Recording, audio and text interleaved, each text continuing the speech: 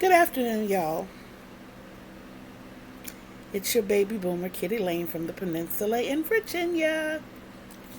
Yes, this is all me. In case anybody didn't know, I do go natural. I have no processing chemicals in my hair, no color, no relaxer. The only thing I use is shampoo, water, and Suave extra whole mousse. And that's just to keep the frizzies laying down. When my daughter braids it for me, sometimes she'll use an edge control because my gray hairs have a mind of their own and they stick up any and everywhere. I just wanted to kind of go through my day with you, I guess. This weekend was supposed to be Super Stitch. Yesterday was supposed to be Super Stitch Saturday. Today was supposed to be Super Stitch Sunday. But it's kind of led me to talk about something else because today has not gone the way I wanted it to go. And I understand that things happen that keep us from doing the things that we need to do.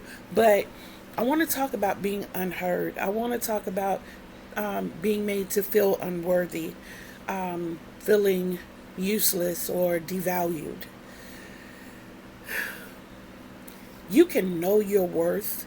You can know that you are a product of greatness and therefore you are greatness. Not saying you are the greatest, but you are of greatness and you are greatness. Then people can come along that make you feel like you are absolutely nothing. From the oldest person you come in contact with to the youngest person. And I have come to this point in my life where I'm seeing that I say things to people or I point out things that hurt me in some sort of way. And everybody maximizes on those things. There's one individual that I say to him, I don't hear from you enough. You're not present enough. This is a person that I used to talk to and text multiple times a day. So now 2 and 3 days go by and I don't hear from them.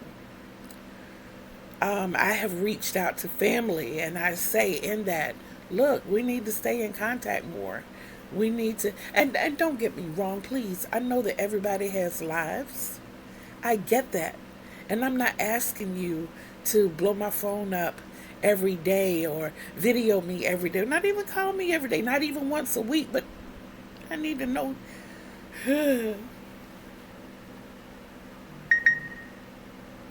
My grandbabies. Where we live is on the bottom floor of an apartment complex.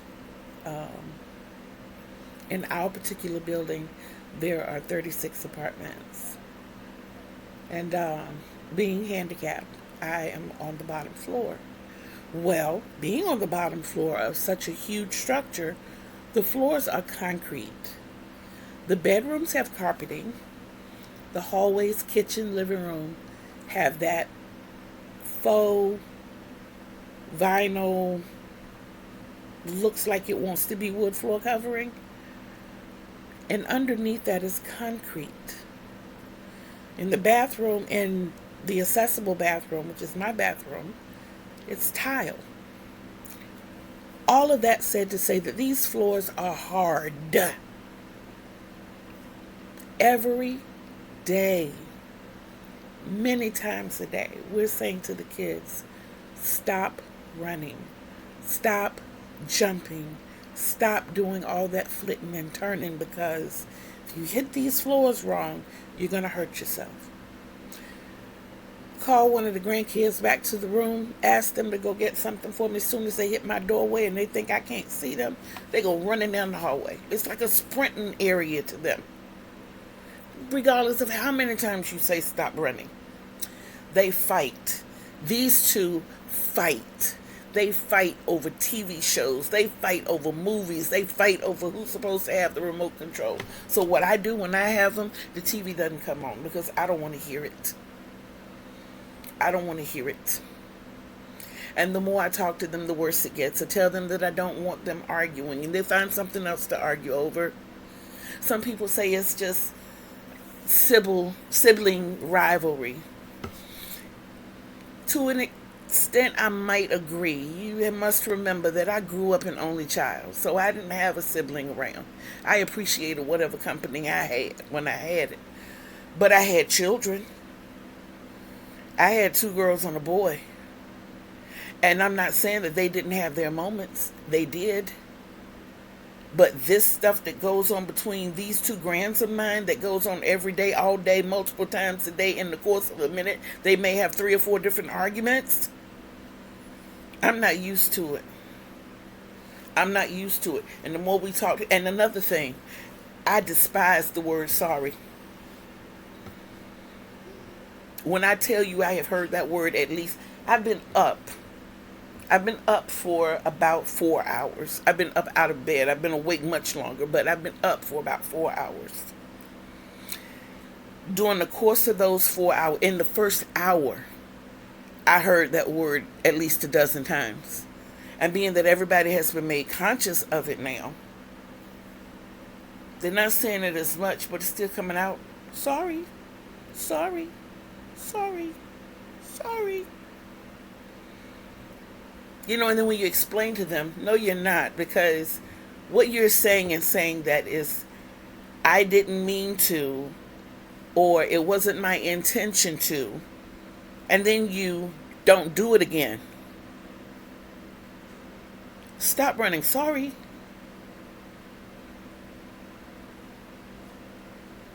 No throwing balls in the house. Oops, sorry.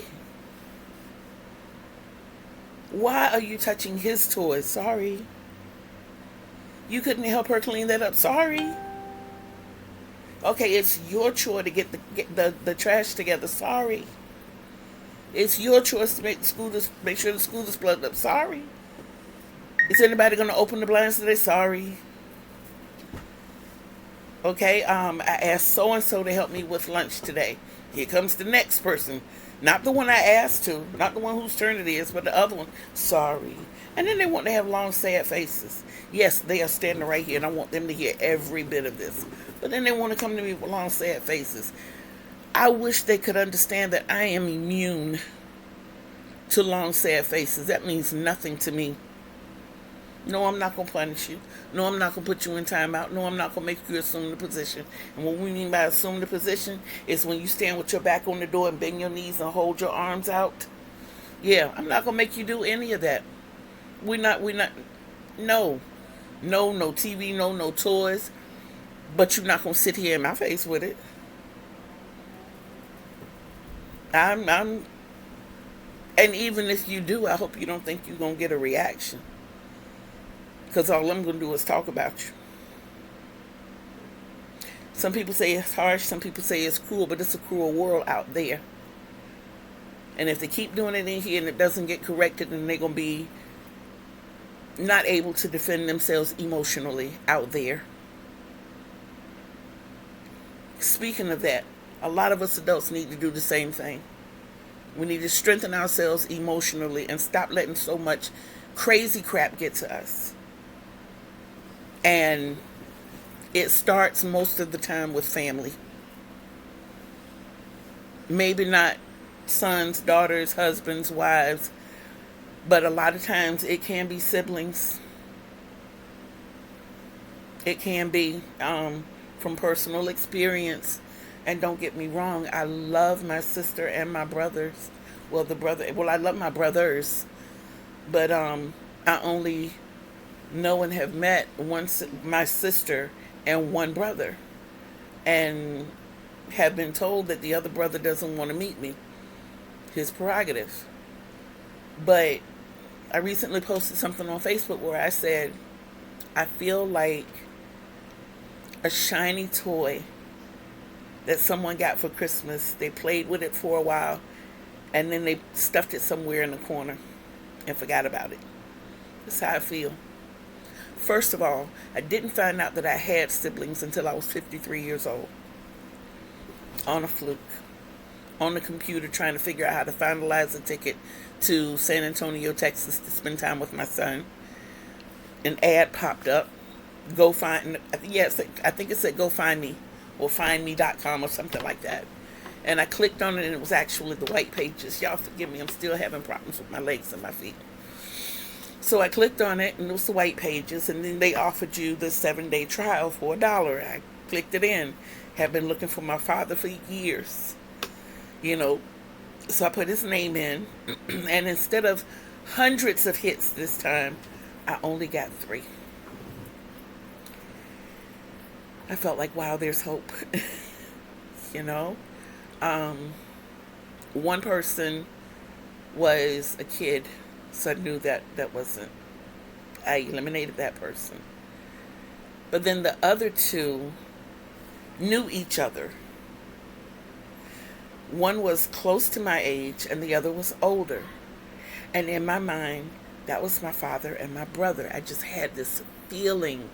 So I clicked on the older person and realized they had passed away in 95. I was immediately heartbroken because, like I said, I felt like that was my father. And that meant I never got a chance to meet him.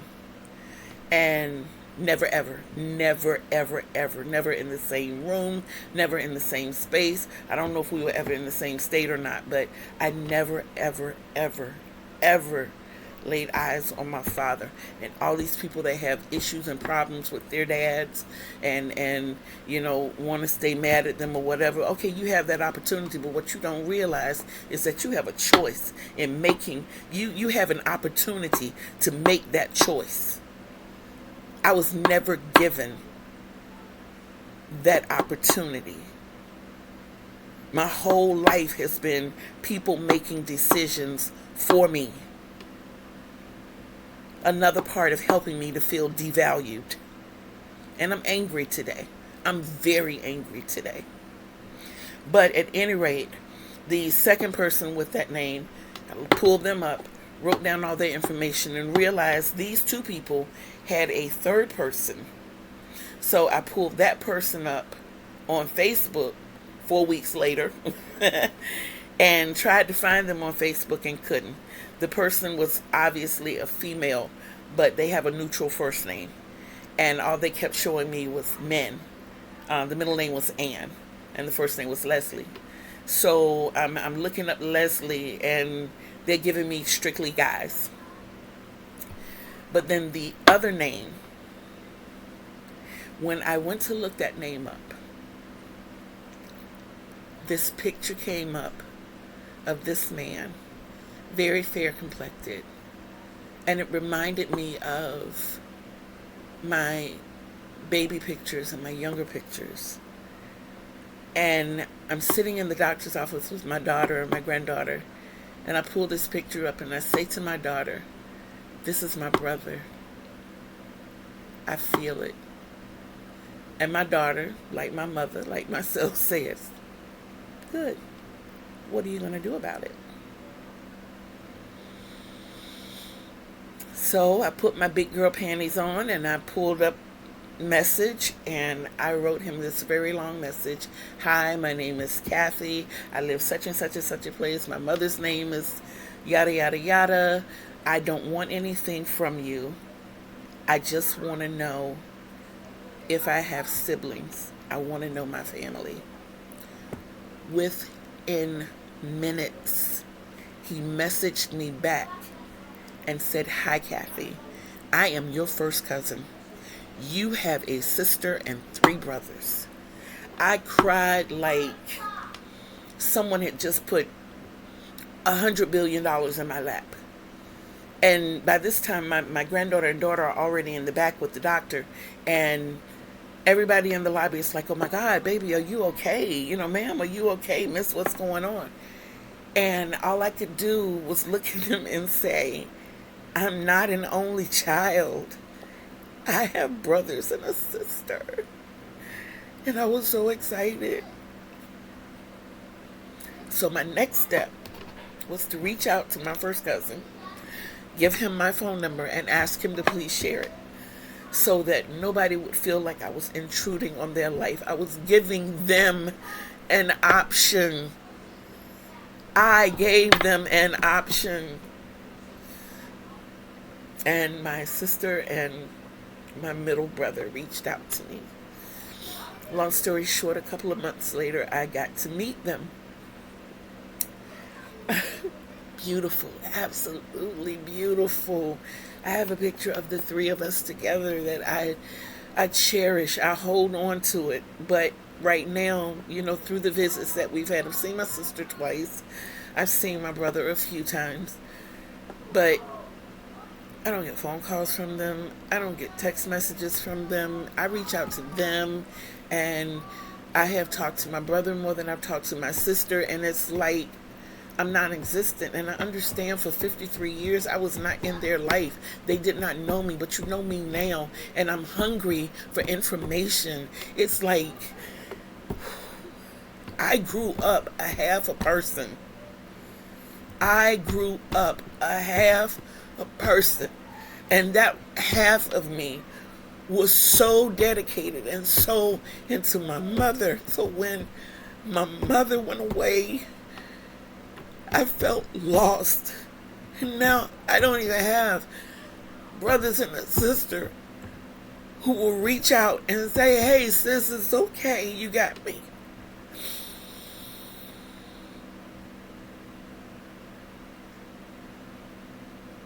I'm strong, yeah, but I'm human.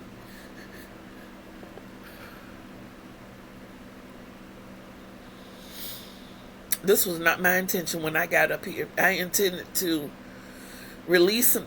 What I really intended to do was start the day off with, hey, this is me and this is my plans for the day, and then add more video to this as I progress. My hair is supposed to be done by now, and then I'm turning it off, and I'm going to get dressed, and I'm coming back and sitting down with my crocheting, and we're going to sit here and talk about crocheting, how far I have not gotten and where I wish to be. But it went somewhere completely different. I'm just so over feeling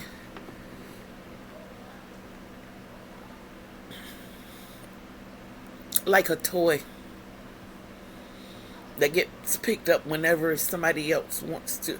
I'm so sick of that. I'm so sick of it. I am so tired of it. And maybe this is the beginning of me getting my health back and getting back where I need to be, because I got goals, y'all. My truck broke down in November.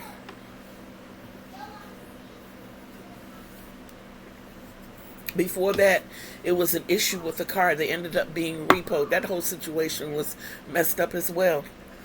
But my intentions, my goals are to get myself emotionally where I need to be, psychologically where I need to be, financially where I need to be. There's a lot that I have to work on. One of the reasons I did this YouTube channel is so that we can crawl out of the ashes. I do plan to be a phoenix. I am. And when I come up out of these ashes, I'm going to come up flying. And I'm not going to do people like they've done me. I'm not going to turn my back on anybody. And I'm not going to forget people. And I'm not going to make people feel useless and devalued and worthless and unheard. I'm not going to do that to people. But at the same time, I'm going to protect me and mine. I'm going to protect my peace. I am. So a whole lot of people need to start getting used to the word no coming from me. They do. I'm tired of not enjoying life. I'm so tired of it.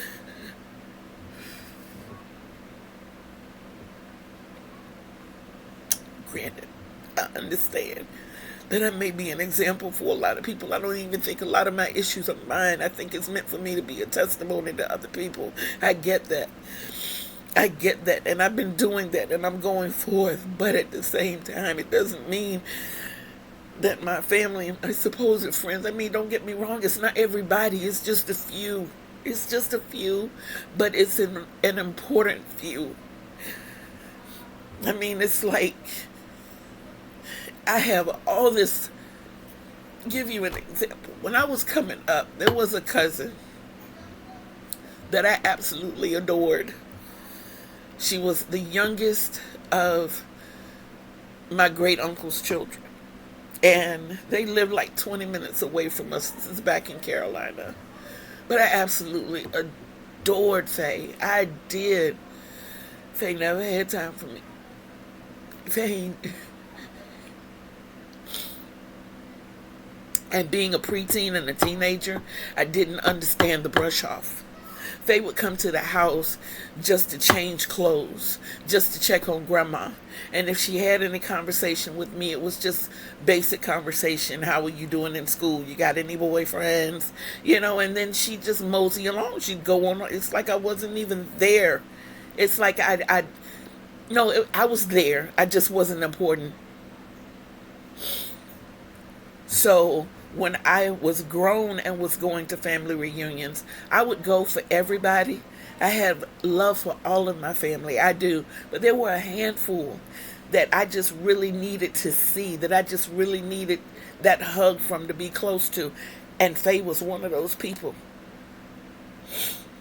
And then it was Buster, Uncle Ham, Aunt B, and Aaron. Now, Aaron is Faye's brother.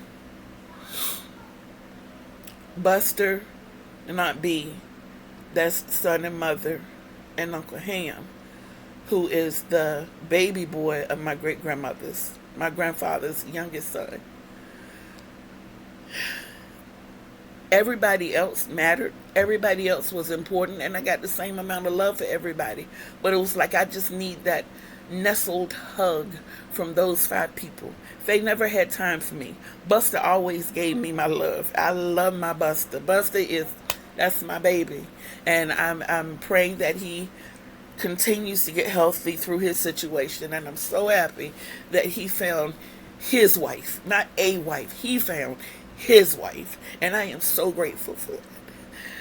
Aunt B has gone on, bless her heart. And even Aaron is gone.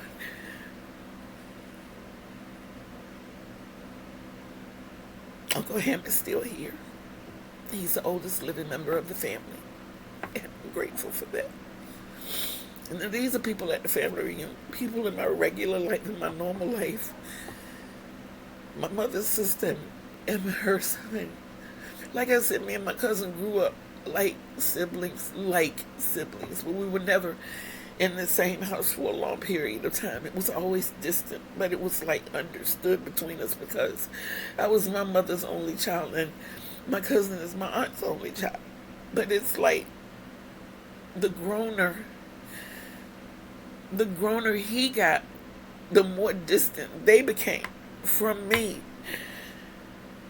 And I look at the fact that, and this has been going on for years, I will bruise my fingertips to keep in contact with people, but I don't get the same back.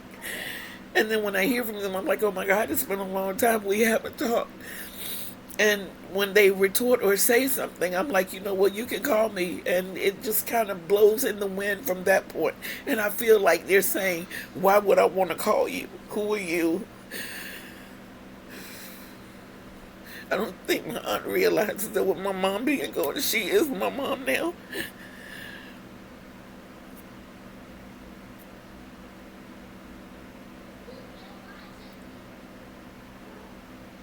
And what hurts is that other family members get phone calls and get checked on from these same people. I live literally 5 minutes from that family member and they don't call me. I'm disabled. I'm home all the time. It's not like you can't reach me.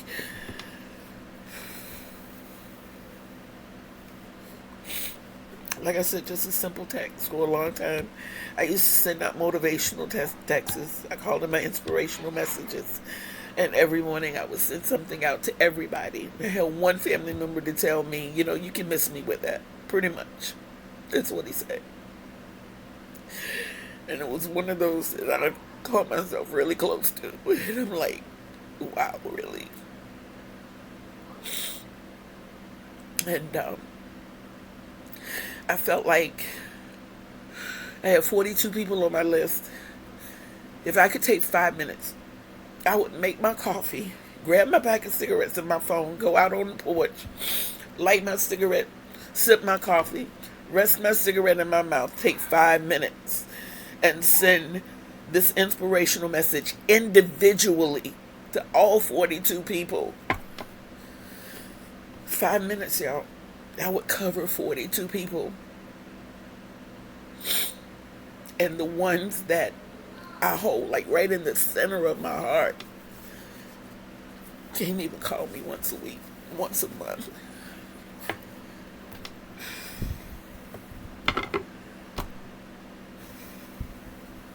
But this is where the crocheting comes in. Can tell me how I messed up my life by not getting into my crocheting sooner.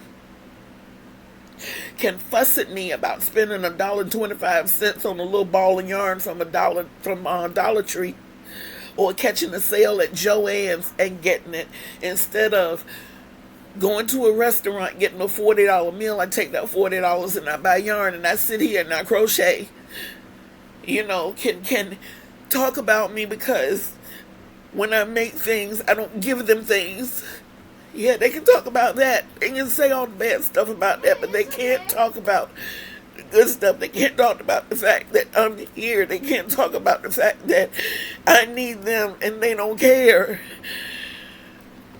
I'll give you a hug. I know, baby. I got you. It's okay. You're really strong. Don't worry. Right. Okay, we'll be nice, okay? I promise. What? Hey. It just... Allergies. Okay. I'll give you a kiss, by the way. What's that kiss or what's that tear on me? It's What's that tear? That was a tear. That's my son. It looked like I was crying when you put a tear on me. Okay, we'll do the kiss. Yeah. I know what I have to do. Thank you. I know. Is Mom gonna come home with stuff for me? When it's time for her to get off work, baby, she'll be here. Yep, Yeah, I she'll know. be here She then. comes here. And then we'll time for lunch, okay? I'm going to fix you lunch as soon as I finish doing this. Good. Okay. We had a late breakfast. That's why we're doing a late lunch. Okay? Okay. Sorry. I mean, I just slipped right now. There we go. That's that word. See, she just said sorry. I'm sorry. There we see? There it is. Y'all thought I was joking. No. I was not joking. I hear that word so many times a day. It has become my least favorite word in the English language. Y'all can go back out there, baby. You can close the door.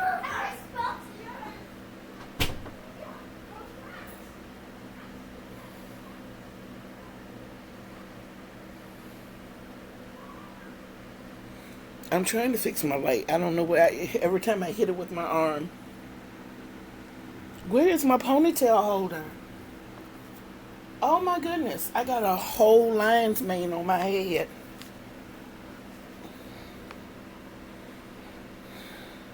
Y'all could have told me.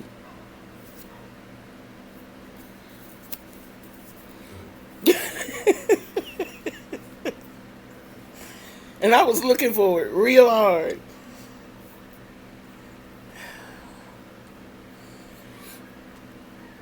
If I could hold my arms up longer, I could do more to it. But like right now, my arms are starting to hurt. Because what I would love to do is braid my hair. I love braids and beads. And I would love to braid my hair and put beads on it. But I can't hold my arms up that long. Okay, that looks refreshing. Now I can go put on some clothes. So we're going to pause this right here. After these messages, we'll be right back